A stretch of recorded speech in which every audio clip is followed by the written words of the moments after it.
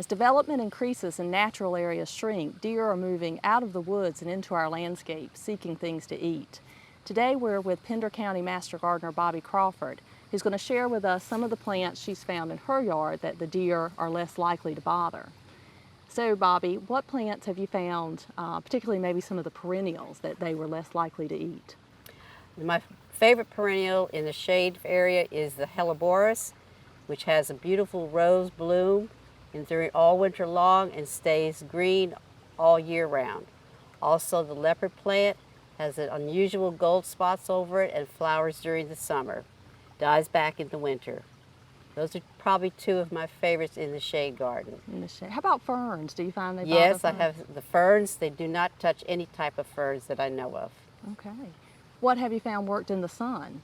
In the sun, the flowering plants, I have the perennials, any kind of salvias that are beautiful. They flower beautifully. You have every type of color imaginable to fill a garden with. Also, we have Angelonia and Astilbe, which are annual plants with beautiful flowers that have a wonderful scent that we love, that the deer do not like. Okay. So the Angelonias and the Agastache. Yes. How about shrubs, because it's so important to have some evergreen foliage in the winter? Correct. Gardenias is probably one of my favorites. We have green foliage all year round with beautiful white flowers in late spring, early summer. Laura petalum, you have an accent color of beautiful bronzes and reds all year round. Those are probably two of my favorites in the garden.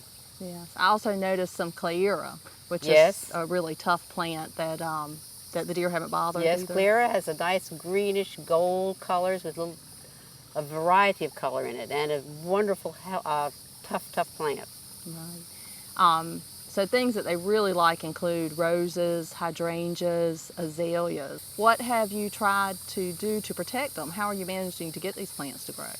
Well, after putting up an electric fence around my property and trying numerous different products, I have finally found a product called Bobbex, B-O-B-B-E-X, which will not wash away in the rain.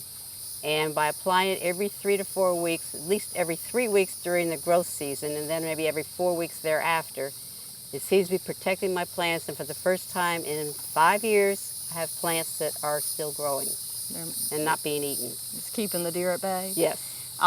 Does it have a fragrance or an odor like a lot of the deer? It doesn't have a nasty odor. You don't smell that rotten egg odor. Okay. But it's all natural products.